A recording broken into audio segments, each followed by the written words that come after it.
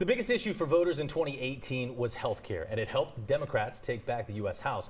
But the candidates for the party's nomination don't seem to agree on how to provide health care to the American people. People who have health care under Medicare for All will have no premiums, no deductibles, no co-payments, no out-of-pocket expenses. Yes, they will pay more in taxes, but less in health care for what they get. That to return dignity to the middle class, they have to have insurance that is covered and they can afford it.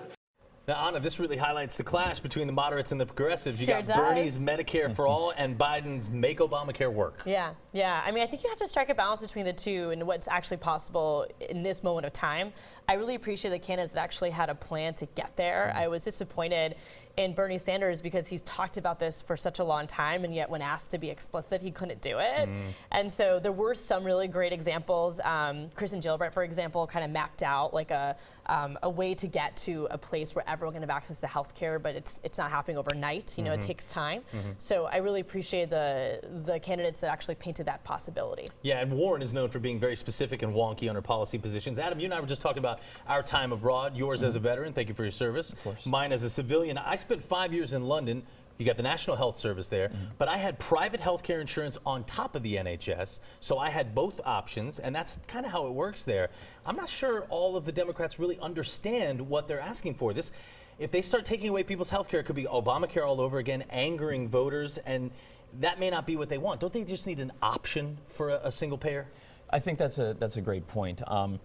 And the Medicare for All, in my opinion, I believe does go a little bit too far. And it does have to be a balance between the public and private. I know John Delaney and Mayor Pete Buttigieg mentioned once you're able to bring on a program like that, a public program, just having lower premiums overall, people will start to naturally choose those solutions just to save themselves money, and it will start to naturally phase out. I know some of the other candidates had a 3 to 4 year plan to immediately cut private insurance. I personally don't think that would work. And keeping that choice available for people to use their private insurance if they want it and if they want to keep it, they should have that choice to do so. But there should be a robust public option as well to ensure that every person, every American, does have health care. Yeah. Mike, this is right in your wheelhouse, man. Now's your chance to go after it. I mean, how did Democrats sell this issue to Republican voters? Well, they didn't sell it to me last night. Bernie Sanders, he was very honest. I'll give him that. He said he's going to raise taxes on middle-class Americans in order to pay for a single-payer health care and that system. your health care costs would go down. I know my taxes are going up. I don't know what this single-payer system is going to look like if we're going to be able to get timely, quality care with the doctors that we want to see. And you know, it's going to be expensive. He wants to eliminate co-pays. Well, co-pays should be manageable. It should be accessible, but it should make you not incur unnecessary services. It shouldn't be prohibitive, but there should be some shared costs so that people incur those economic signals like you would in any other transaction, buying a car, a house, clothing, food. All of these are so you're not making frivolous trips to the doctor. You're not making frivolous trips. Yeah, fair absolutely. Enough. And then, you know, the idea that that they want to save money on prescription drugs. Well, we had a bill, HB 19, in the legislature this session to allow imports from Canada, where they sell the drugs cheaper, and import those into the United States. And it passed, and it was signed into law by the governor. But there was certainly some resistance from the left on this, more so even than from the pharmaceutical companies. And so I would hope folks would join in efforts like that. I think that's going to make a big impact. I think in one reducing common the ground costs. that all the candidates shared there was calling out insurance companies, and I think that's really critical, and I feel it's something that Republicans probably agree with too, is that insurance companies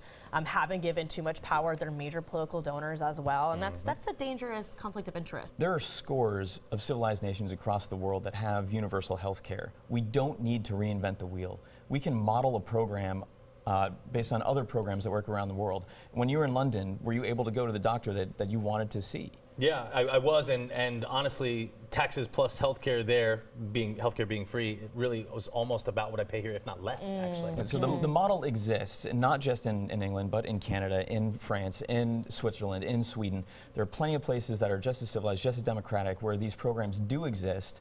We just have to be able to to look at the big picture and not worry about the insurance company's bottom line or the pharma's bottom line. People don't travel there. People come in greater numbers to the United States for medical care because we have a free market, we have a capitalist system, and we have the best medical care in the world. Whether it's cheap, it could be a lot cheaper if we would pass some of this legislation. And as for the idea, that our political system is captured either by the PBMs or by the pharmacy companies, look at all the things that we did with the PBMs and the pharmacies and a lot of the other lobbyists kind of crying in Tallahassee. I would argue that only the people in the top end are coming here.